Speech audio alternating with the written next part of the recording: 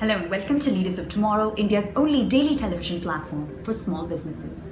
As a part of the India Revival Mission initiative here at the Times Network, my colleague Sonali Krishna caught up with leading luminaries from across industry who weighed in on whether the recently announced government stimulus package will be sufficient to revive the SME sector.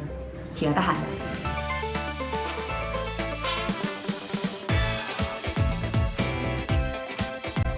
I'm joined by Kiran Mazumdar Shaw, Chairperson BICON, Sangita Reddy, Joint Managing Director, Apollo Hospitals, and the FICCI President, Dipali Goenka, CEO and Joint Managing Director, Wealth Fund India, Vani Kola, Founder and Managing Director at Kalari Capital.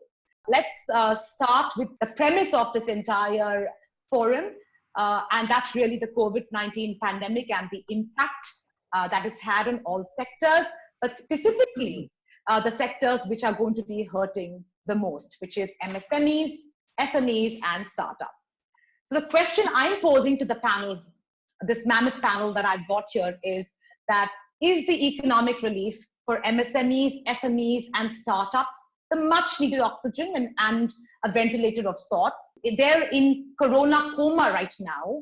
Do you think the government has done enough as life-saving measures for MSMEs to survive, let alone thrive? And I'd like to, throw open this panel with you first, Kiran, on your opening thoughts, really. Well, first and foremost, thank you for inviting me onto this very exciting platform. Let me start by saying that I think the government has certainly tried to, give a lot of focus to the MSME section.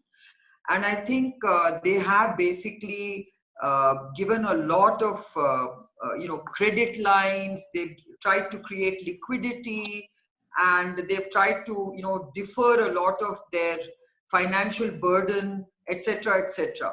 But I think my biggest concern is that MSMEs require the larger industry to function well, and they need a demand to start producing.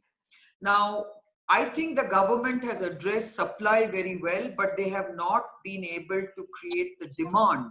And without creating the virtuous cycle of supply and demand, I fear that, we will not be able to see a quick economic revival, and the MSME sector will suffer. Because, how long can they keep, in this survival mode? So, right, you have given them money to keep their businesses going, but they need to start revving up their businesses, and that revving up the business can only happen if you start creating demand. And I have been pleading to the government saying, look, this is a time to look at some low-hanging fruits for creating that demand. And one of them, of course, is GST. As you know, GST collections have been going down even before COVID. Sure. And it was very clear that GST rates have to be revised and brought down. And I feel this is the time to really address GST in a very pragmatic way. Why can't we slash GST? Why can't we maybe even remove GST in some of the challenge segments? Absolutely. And get the demand going? Because once you get demand going, then I think there will be a far greater confidence in India Inc. and in the small businesses to get going. So that to me are my opening comments. And as far as, our sector is concerned, I think we are very, very keen on seeing, venture capital going into some of the innovative technologies that have come about because of COVID. You can see that there's a huge need for India to be self-reliant in coming out with various kinds of testing and diagnostic capabilities, and in terms of basically developing its own vaccines, developing new therapies. A lot of businesses are being repurposed. A lot of small biotech companies are actually developing diagnostic. And so that's, I think the government is playing a big role, chairing the National Biological Resource Indigenization Consortium, where, the Department of Biotechnology and its funding of BIRAC is actually providing us with a lot of seed capital to get this going. But I think we must see venture capital also flowing into this area. Taking a cue from what you said, Kiran, of course, you've talked about, a reduction in GST, and you've also talked about the fact that One has looked at the supply side, but not really the demand side. I want to talk about, the centerpiece of the government's revival plan for MSMEs, and that's really the 300,000 crore lending facility. Would you say that, this is actually adequate? Because the actual challenge on ground seems to be mammoth. The government has said it will provide such businesses an additional and full guarantee of 300,000 crore rupees in the next 5 months, which I would say is about 10 times what it has given in 2018, 2019, which is very heartening. But having said that, don't you think the first challenge is really eligibility of working capital facility? Because that will be given only to those who have existing loans, and they can borrow up to 20% more of their loan outstanding on Feb 29, 2020. Given the math and given what we have gathered from the finance minister's pressers, that would mean about 45 lakh units can resume business, and safeguard jobs. Now, that's about 4.5 million as opposed to the government estimates of MSMEs in India, which is about 63.4 million MSMEs. Really, Sangita, your viewpoints on this. So clearly, Sonali, this is a complex and multidimensional subject. But I do want to state up front that I believe that of all the sectors who have been supported and focused on, a maximum and a very appropriate focus has gone on MSME. They are over 6 crore of companies in this category, and they form a bulk of the business engine. They also employ over 100 million people, and it was very critical to ensure that they are saved. So this, actually, FICCI had asked for interest-free, collateral-free loan, but at least you got a collateral-free loan. I think in addition to that, there are 4 other levers which were given. One is the subordinate debt up to this 20% guarantee, which was another 20,000 crores. There's a fund of funds equity infusion, which is another 50,000 crores, which may take time, but it's a step in the right direction in terms of signaling, saying there's also an equity participation. There's a separate special liquidity scheme, which went into the NBFCs. This is another 30,000 crores. And then there's a partial credit scheme, another 45,000 crores. So all these actually add up to a significant portion. So there are 2 things. One is, like was said earlier, that there's an important aspect of stimulating demand. The second is an appreciation of the fact that more than 50% of what MSMEs produce are given to large companies. So unless you also ensure that the large companies have a business continuity, absolutely, you are going to significantly wipe out or curtail the maximum buyer of the MSMEs produce. So, the engine of economy cannot really be dissected into small parts. We can't solve it small part at a time. We also have to look at systemic revival. So I think the combination of demand, MSME, and in demand, we genuinely mean money in the hands of the most vulnerable, as well as a GST reduction. And here I think we are submitting another proposal to the government in terms of GST reduction. The essential goods sector is actually looking quite healthy. They're just managing to meet demand. That is not an area where a tweaking of GST will make a difference, and current GST is only 5%. Because right now, what we need to do is for people to start purchasing again. So whether it's an air conditioner or a two-wheeler, whether it's, some household good, they've been using their fridges and their mixies, things like that, if they start moving, this will begin to put oxygen into the manufacturing engine and will also begin to start spurring this confidence. And everything about the economy actually boils down to what's happening to a family budget. So the reality is, I was speaking to a lady the other day, and she said there are 15 people in our family, and 2 of them have lost jobs. So mentally, I was thinking to her, but she said 5 of them are working members, and 2 of them have lost jobs. So the constraint on the family budget is what we really have to start factoring into all projections of growth, of tax, and therefore of GST. And so if a reduction in GST can create a stimulus in demand, it may actually end up like the same figure or a very smaller amount for the government payout or loss of income. And this math has to be done and factored in at a very practical level into the government budgets and into the next steps that the government is going to take. But end of the summary, I think that MSME has been well focused on. The process, the intent is perfect. The process and the execution is something which I think over the next 2 weeks, we have to really make sure that the money begins to flow.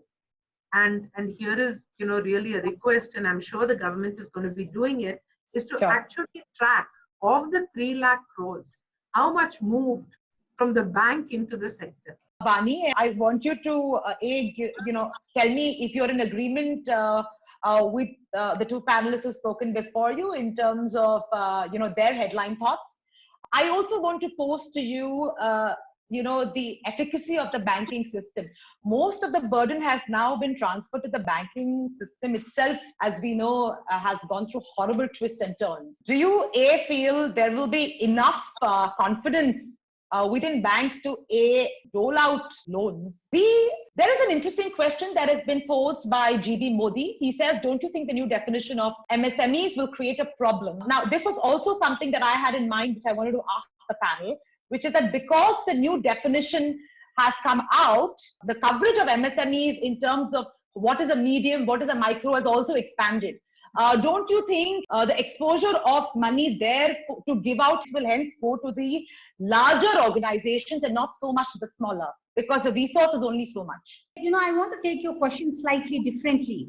Sure. Let me bring the lens of startup. If we take the startup community, India has about 5,000 startups in the consumer tech space and about similar number, a little lesser, in the enterprise tech space. And then, of course, there are other sectors, biotech and others. But let me just focus on these 2 because they are sort of large catchments. Okay.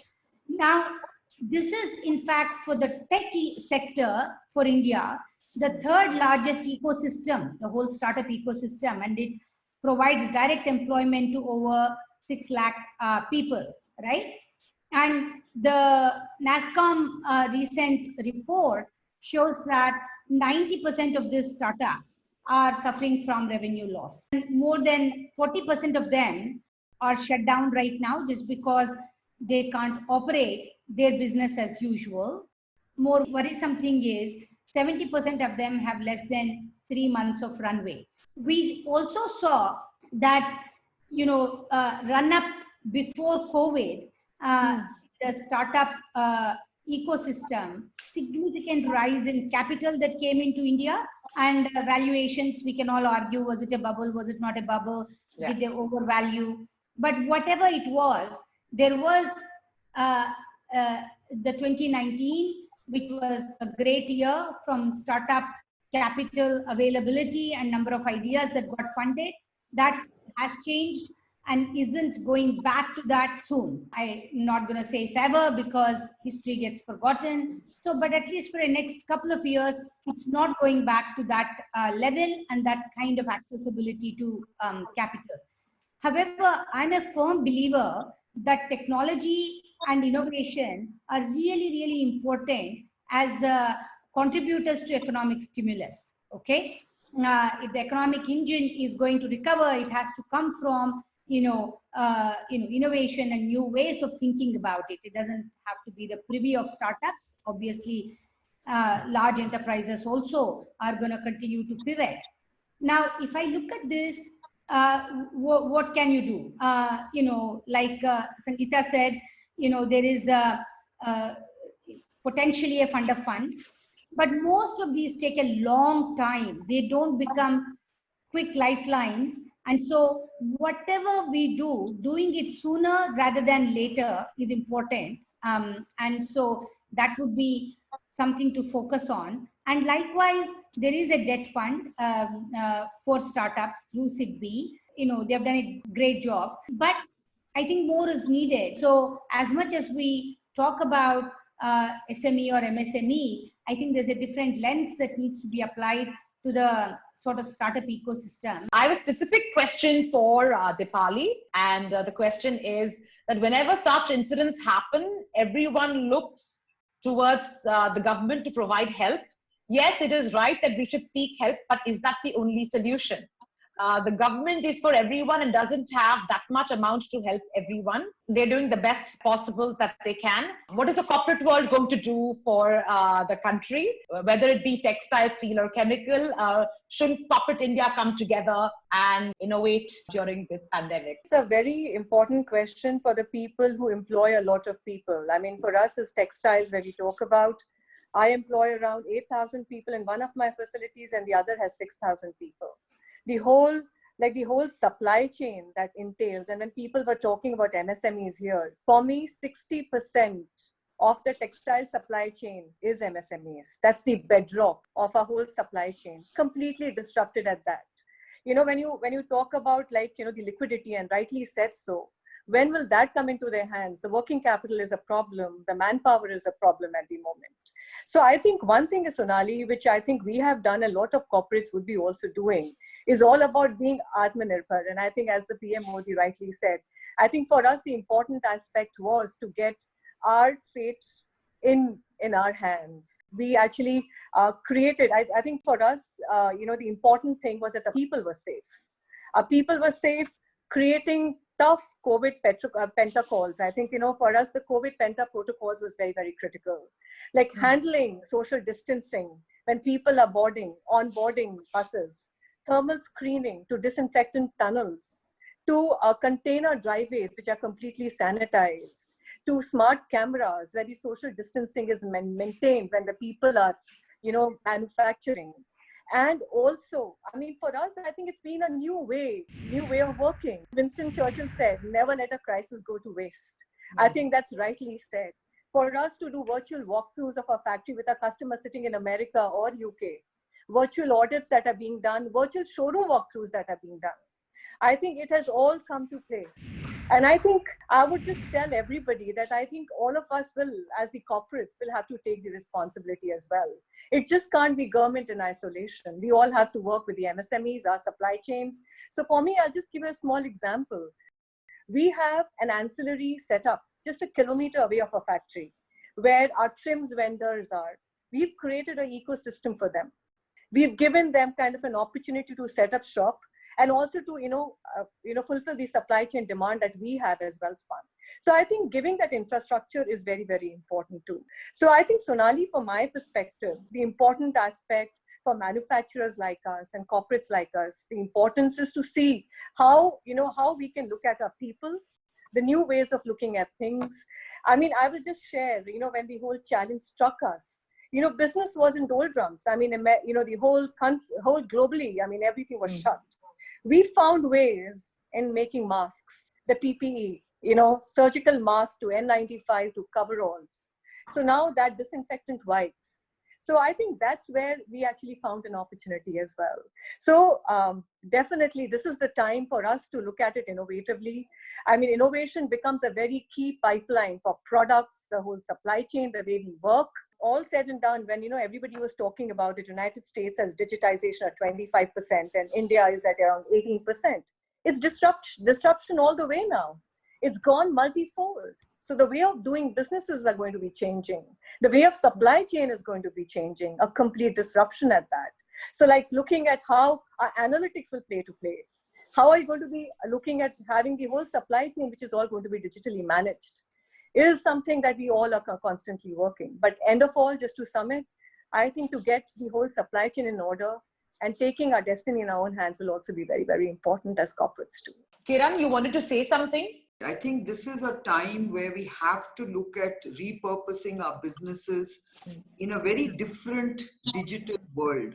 I think what has happened is that we have been thrown into the deep end of the digital economy, the tech economy, and we've actually learned to swim. And I think that is an extremely important opportunity. So when Vani also talks about startups and their challenges, I think this is a time for a lot of innovation. As Dipali said, I mean, we're all getting used to online audits and online regulatory kind of, structures, which I think is actually very good for us, because, you know, we've been constantly talking about regulatory reform. And this is an opportunity for us actually to bring a lot of that to fruition, because, you know, if you can start having a lot of online digital regulatory reforms, I think it brings in a lot of transparency, accountability, and Absolutely. I just wanted to say that this is actually an opportunity for us. You know, Sangita mentioned telehealth. This is actually happening because, you know, Sangita knows better than I that, you know, the COVID crisis actually has denied most of the hospitals of their regular business. And I think this has forced them to look at other means of reaching out to patient needs, you know, getting us to think in a very, very different way. I also believe this is a time when we ought to be spending more on healthcare, more on, you know, we've talked about online education, but I think there are many opportunities. And one of the things I don't want to forget to mention is that this is also a time where we have to look at, you know, what do we do for the marginalized people in our society. Implementation in India is very poor. We have lots of opportunities available in textiles at the world level, but somebody else will capture that opportunity for sure. There are opportunities, and I think a country like Bangladesh, if you look at it, has just got on their feet and have really taken a big, you know, taken that really full head on and, you know, taking that forward. But I would just put in a few things to perspective to everybody here. India is at a great advantage today, not only being the second largest producer of cotton, but the biggest exporter of cotton at that, to where we have in the terms of the whole, you know, infrastructure and manufacturing. I will also just put it that, you know, we have vertically integrated as factories in India, far more, like from spinning to weaving to everything is completely integrated. So the supply chain is there. If we can just get a little, you know, the mobilization of the MSMEs, a little support there, I think could really mobilize the whole supply chain for textiles. Definitely India is in a sweet spot. Definitely the world is looking at India. And I can tell you, I have a lot of, I mean, supplying to 50 countries globally with our products. I think the customers have reached out to say that, you know, this is an opportunity for us as a country. Time for innovation, time for relooking at what are the things that we all need to do. It's an important time for all of us as an Indian Inc. to see how we can really take this forward. Sure, thanks. Let me ask the next question that's being posed to Vani. It says that, you know, companies like Wellspun and a lot of others in the same league as, you know, we have here can actually invest in innovation, digitization and all of that. But can SMEs and MSMEs really do the same and at the same pace? Absolutely. In fact, you know, I'm always for the underdog. My career started as an entrepreneur in the Silicon Valley with zero money in the pocket. And the strongest question always is, oh, the big companies can do it. Why will you survive? And you survive because you can innovate faster. Not just that you are smarter. The large companies are also smart, but they have many constraints. And there is an opportunity for younger companies to think different and be able to pivot faster and to embrace innovation faster and, you know, modernize more quickly. So in fact, you know, I feel that whether it is this digitization of India, which both Dipali and Kiran spoke about, Sangita spoke about, I think every sector, right? You call it telemedicine, it's technology. Not all of it is going to be built by Apollo hospitals in-house, so to speak, or anybody else. There is lots of pieces, parts that are going to come through startup innovation and entrepreneurs, and, you know, there will be solutions that MSMEs could adapt faster, quicker. And I think and we are a very entrepreneurial country. And I do think that both from Enterprise India or India Inc., which traditionally has not embraced technology as fast, or, you know, you just look at the IT budget of any Indian enterprise, right? It's a small fraction compared to, you know, developed countries, US, Europe, whatever. So I think that's going to change. However, you know, the solution that works for India is different from the solution that could work somewhere else, because they're differently corporatized, differently organized, and so forth. We are a very fragmented supply chain and a fragmented distribution chain. So I am actually very positive about, because what are the choices there? We might as well be positive than not. So, I'm very positive about what the future is. I agree with Dipali about, crisis is an opportunity. Also a fan of Churchill. But, I think invest into innovation will happen, and that flows down to smaller companies, both from digitization as well as opportunity to provide solutions for digitization. And we are talking about there not being enough money for startups, which is generally true, by the way. But just today, there was an announcement that Kata Book raised 60 million, not a small amount of money. We are not a shareholder, so I'm not plugging for anybody. But, and that's totally a solution for SMEs and MSMEs, what they have. And if, there wasn't the belief in the huge opportunity that's going to unlock in the MSME, SME, digitization opportunity, nobody would have thrown that kind of money into this company providing technology, SaaS technology platform for specifically Indian MSMEs. Okay, I love the optimism on this panel. I'm reminded of this show I recently watched on Netflix. It's called Kamyab, and they narrate an old filmy dialogue there which says, "Bas enjoy karo, aur kya option hai." So it seems that seems to be the sentiment. But before I come to you, Sangita, just candid question to you, Kiran, on your comment on the labor crisis, really, that and the migrant crisis we've been seeing ever since this lockdown has started, and the repercussions it will have in terms of employment for MSMEs. The labor challenge is going to be huge. Personally, I'm optimistic that once the economy gets going, the migrant labor is going to return, because I really believe that, the economic activity at this time is very worrying for everyone. And I guess they are more concerned about their families. And they, nobody knows what's happening. I think you mustn't blame the labor class, because they are very concerned about what this disease means to their families at home. What does it mean for them if they don't have money? It's not about food, but they need money to send back to their villages. And I think there are lots of those kind of questions and concerns that they have, which has got them to go into this big exodus.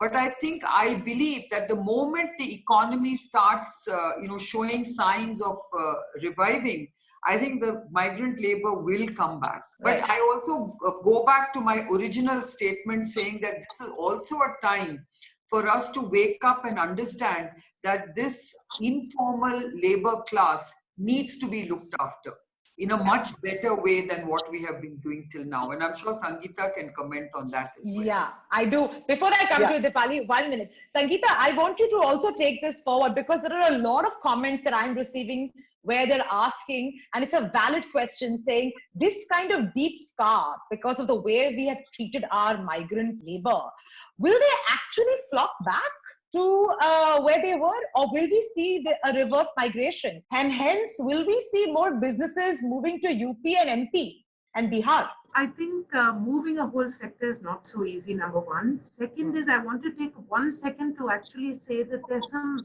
very deep and good work which is happening at the government level. And we've been on those calls where they're trying to create this connectivity. So use the mobile companies, send the messaging back to the migrant labor. So we've seen some really moving and sad scenes on television. We need to solve for the immediate, the medium and the long term, and structure it in that manner. So I think the immediate thing is, of course, make sure they all have food, make sure they're safe. That is the crucial thing.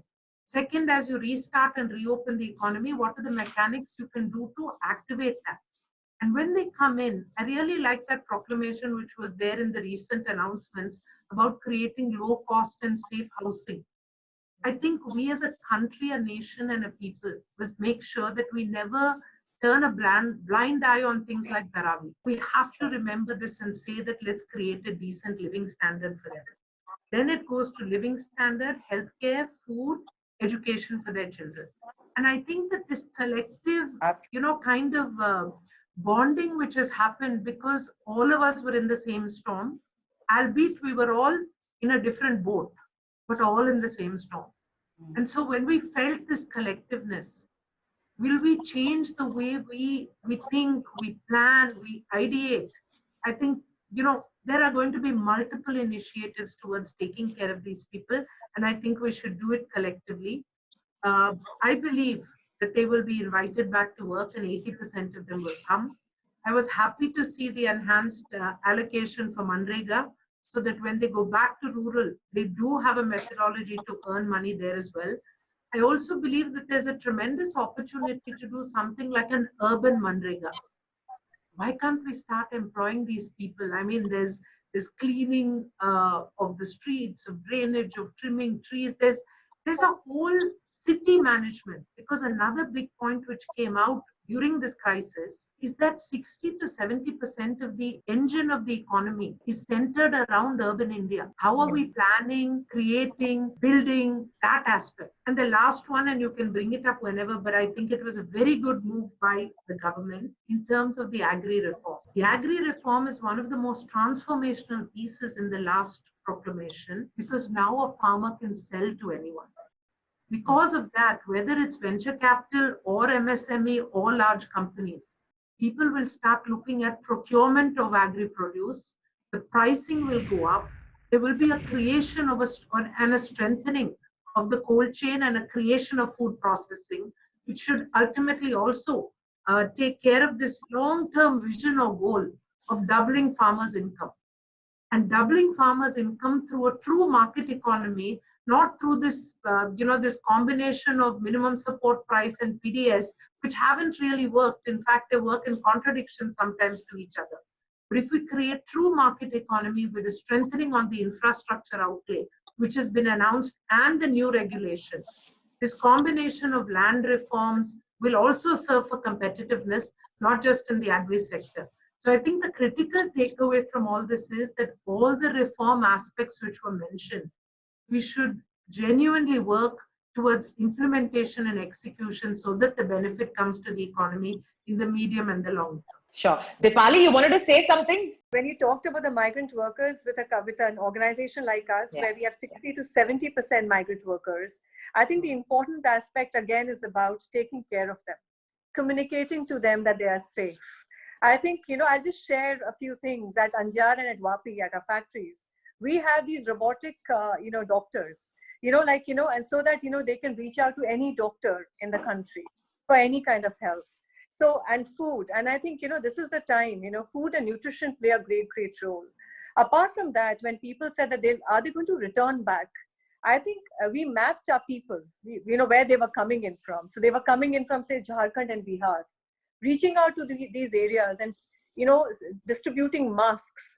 Let their families only distribute masks in these communities. It's a pride. It's a pride to what kind of company and organization they are working with. So there, I think it's the whole integration of the things that we'll have to really look at. So by the end of it, I mean, it's important that this part of the population, which actually is deeply embedded in the whole manufacturing supply chain, we can't live without them. We have to really take care of them. And I think it's really, really key to how we take care of them is important.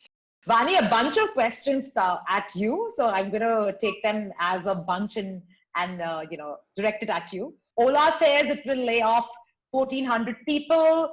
Zomato, Swiggy, all of them are laying off massively. What's next for the gig economy? Food delivery staff, until a few days ago, were treated as COVID warriors. Now they're jobless. What's happening? I think there's a simple answer. Yes, they have laid off, as we have all seen in the news, but that doesn't make somebody less of a COVID warrior. And I also think that most of these companies will see, once the lockdown becomes more predictable from where, when, how. It's not about containment zones. It's about sort of the constant inability to know what rules work where. And I do think that all these people will get hired back.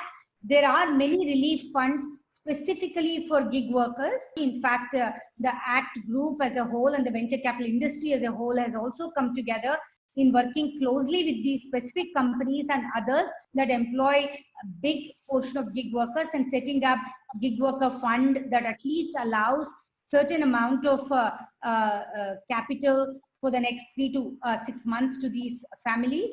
And I think this is one sector, at least, that is going to come back stronger in time, and the time to me is 3 to 6 months, will come back stronger. If anything, in fact, more work will go to gig workers of all sorts, because with the work from home, with so just fundamental work environments changing, I think the future of work is more in the direction of gig economy at all levels, not just at the blue collar level. So that provides its own opportunity, actually. So I do think that it's unfortunate that there are layoffs, but I know that when there is a steep drop in revenue and there is no cash, this is what these companies have had to do. However, I think that those are sectors that will come out as very strong sectors. So, don't lose heart. Okay, personal question to Vani.